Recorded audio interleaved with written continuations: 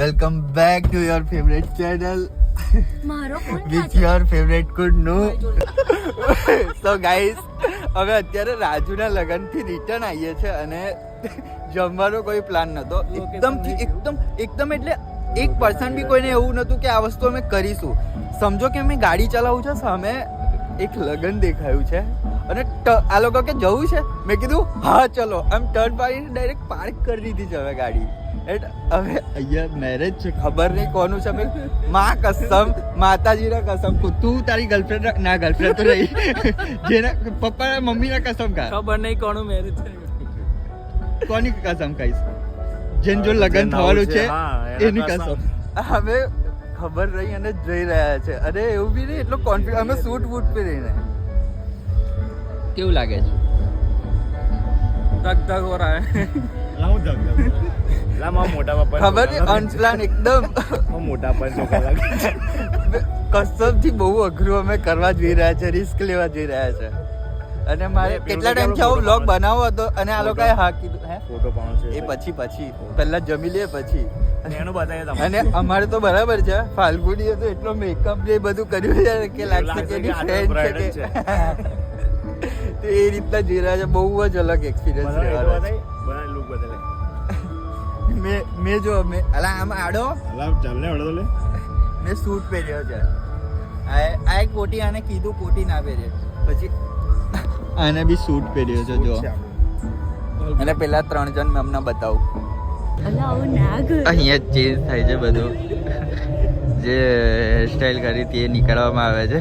કપડાં કયા થઈ ગયા અને મેકઅપ જો. સો ગાઈઝ, પેલું જે પાર્ટી પ્લોટ હતું એ થોડું હલકું હતું. અમે હેવી વાળામાં આવી ગયા છે. આ પાર્ટી પ્લોટનું નામ તમને પછી કહીએ, હમણાં ખ્યાલ નહીં. અને હમણાં એન્ટ્રી જેથી માની ત્યાં સ્ટેજ હતું અને બધા ઊભા રહેલા મને જોતા હતા. એટલે હવે ગેટ પરથી જઈશું અમે. ગાઈઝ, આ એન્ટ્રી ગેટ છે.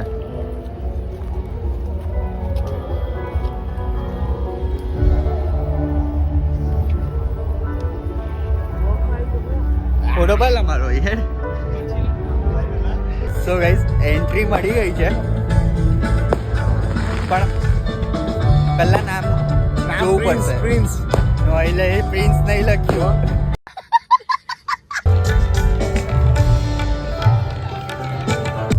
સો ગાઈઝ, પહેલા બધાના મોઢા જોઈ લો. મારો તો ભાઈબંધ છે. ડરકા માહોલ.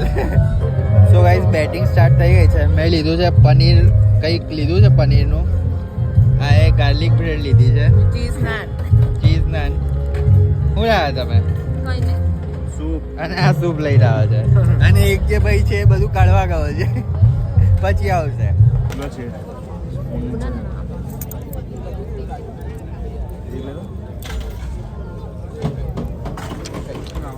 મસ્ત પાસ્તા છે.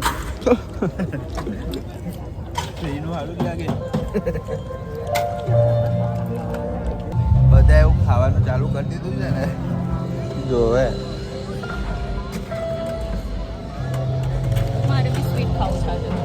હવે મેન કોર્સ પર એન્ટ્રી મારીશું.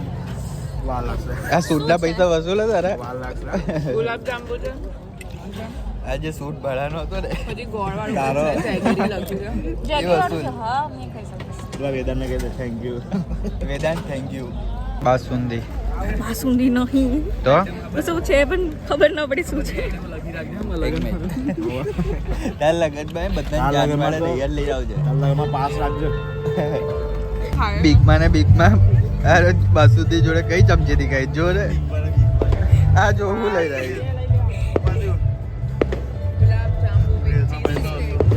રેસના પૈસા વસૂલ. હવે કેવું લાગે છે? અડધું પૂરું થઈ ગયું છે આપણું. એ બધાય દીદી યાદ આવે છે. કઈ દીદી? પહેલા તો ખબર નહીં કે લગન છે કે કઈ સેરેમની છે. આંસુ બધા જો. બોલ ને, શું પડવાયું? જોરથી બોલ ને થોડું, બ્લોગમાં સંભળાય. કોઈ છોકરી સાથે છોકરાવાળા તરફથી કોઈ નીચે મળવા આવ્યું કેમ કે એને એવું પહેર્યું છે ને બધાને મળીને પૂછે છે કેવું છે જમજો સાંજે જો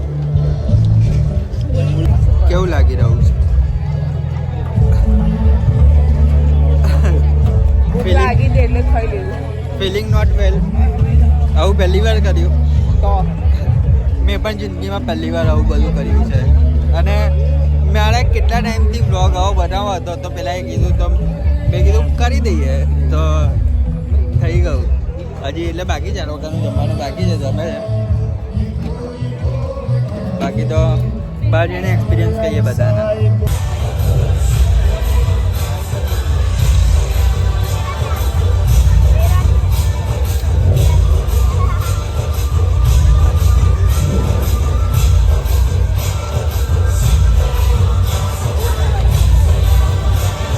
અમારું ફેવરેટ રાજસ્થાની ગુલ્ફી લાસ્ટમાં ખાઈ લઈએ.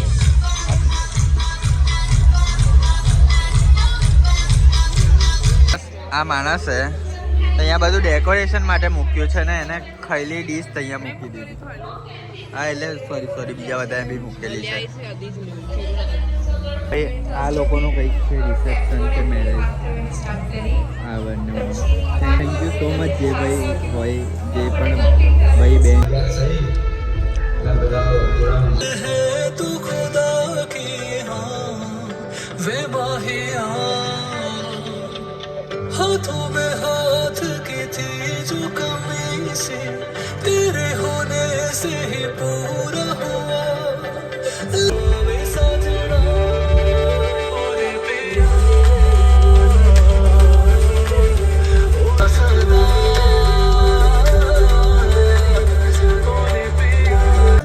જમવા સુધી તો બરાબર હતું. હવે આ લોકો ફોટો બી પડાવવા લાગ્યા. બસ હવે એટલું બધું બી ના હોય કે ફોટો પડાવવા. તો ગાઈસ હવે અહીંયાથી નીકળી રહ્યા છે ફાઇનલી. એકદમ મસ્ત જમી લીધું છે. આ લોકોએ ફોટો બી પાડી લીધા કેમ કે રાજુના ત્યાંથી પણ ફોન આવે છે એટલે જવું પડે એવું છે. બહાર જઈને એક્સપિરિયન્સ કરીએ. સો ગાઈસ બહુ જ અલગ એક્સપિરિયન્સ હતો.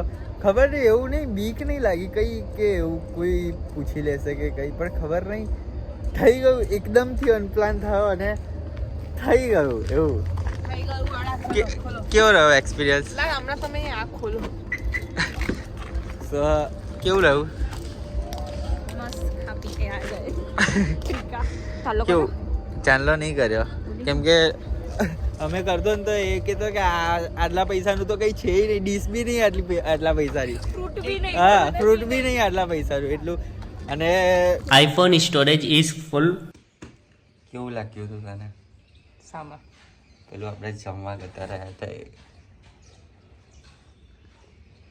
મેં સૌથી ગંદી દેખાતી હતી કેમ કે આને મેકઅપ જે કર્યો હતો ને એ પેલો બ્રાઇડને કરે ને એટલે નોર્મલ જ કર્યો હતો. હેવી વાળો મેકઅપ કર્યો હતો અને ડ્રેસ એકદમ ઘરમાં પહેરે એ પહેર્યો હતો તો આખું અલગ લાગતું હતું. બાકી મેં અને હિમાંશુએ શૂટ પહેર્યો હતો તો શૂટ એકદમ કમ્પ્લીટ મેચ થઈ ગયો હતો. બધા ત્યાં શૂટ પહેરીને જ આવ્યા હતા અને મોસ્ટ ઓફ બ્લેક શૂટ પહેરીને આવ્યા હતા તો સેટ થઈ ગયું હતું અમારા બંનેનું.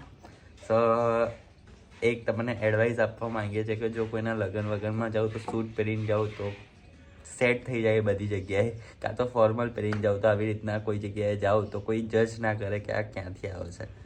ના કે એ બ્લોગ શૂટ કર્યો એના પછી મારી આઈફોનની સ્ટોરેજ હતી એ ફૂલ થઈ ગઈ. એન્ડ મેં જે શૂટ કર્યું હતું એ મારા ફ્રેન્ડના મોબાઈલમાં શૂટ કર્યું હતું. તો જેટલો બન્યો એટલો મોટો વ્લોગ લેવાનો ટ્રાય કર્યો પણ બહુ નાનો વ્લોગ તો ના કહેવાય મીડિયમ બન્યો છે. સો આઈ હોપ કે તમને આ વ્લોગ ગમ્યો હશે.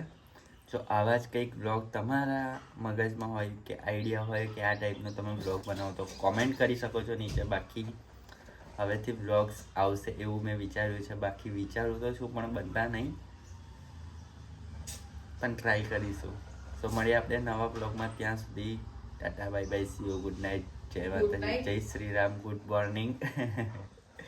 હવે ખબર નહીં ક્યારે જોઈએ એટલે ગુડ નાઇટ મળીએ.